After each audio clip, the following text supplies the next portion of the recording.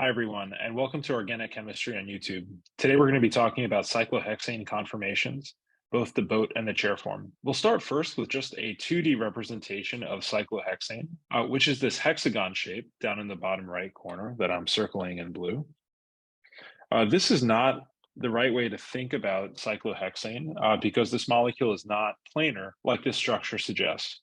Indeed, it has several different possible conformations: the chair, the boat, the half chair, a twist boat, and all of these are interconvertible with a process known as a ring flip. First, the chair is the lowest energy conformer. And rather than drawing this molecule in a flat representation like the one you just saw above, we draw it in this way that tries to indicate more of its 3D characteristics. Within this 3D characteristics, we have the designation of different hydrogens off of cyclohexane. These that I'm drawing up and down in black are known as axial hydrogens, okay? And you'll notice that directionality of these hydrogens alter with the carbon. Up here, the carbon I'm highlighting in green, this one is axial up because that hydrogen is pointed up. In this carbon that I've also indicated in green, here the hydrogen is axial down. And this goes around, this alternates throughout the ring. There's another kind of hydrogen, which I'll show in blue, known as equatorial. As such, it is the favored conformer. Some of the reasons why is because if you look down any one of these carbon-carbon bonds, with a Newman projection, so I'm looking down here in this with this red arrow, the Newman projection looks like this.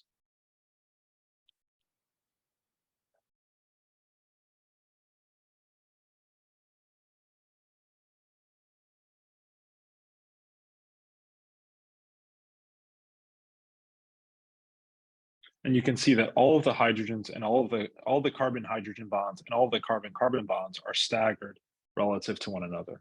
The boat conformation is a high energy conformer, about 5 kcals higher in energy than the chair, so it's greatly disfavored.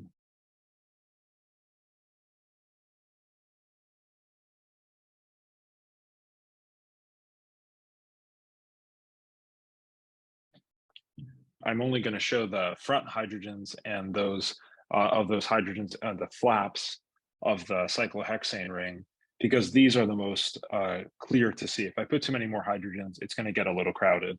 So the first thing to notice is there is a steric clash between these hydrogens that get very close to each other. If you don't believe me, build a model. These hydrogens, indicated by those red curved lines, are known as flagpole hydrogens. It's unfavorable to have the hydrogens so close to one another due to those steric clashes. Secondly, there's substantial torsional strain for the 8 carbon hydrogen bonds along the planar part of the molecule. Okay, so it's these 4 carbon hydrogen bonds that are in the front, and there's another 4 carbon hydrogen bonds that are in the back. So this leads to the torsional strain due to eclipsing. In cyclohexane, we can translate this structure, this 2D structure, into a 3D structure by drawing the chair. Now notice at this position, that methyl, the wedge means up, right? This methyl could be axial up.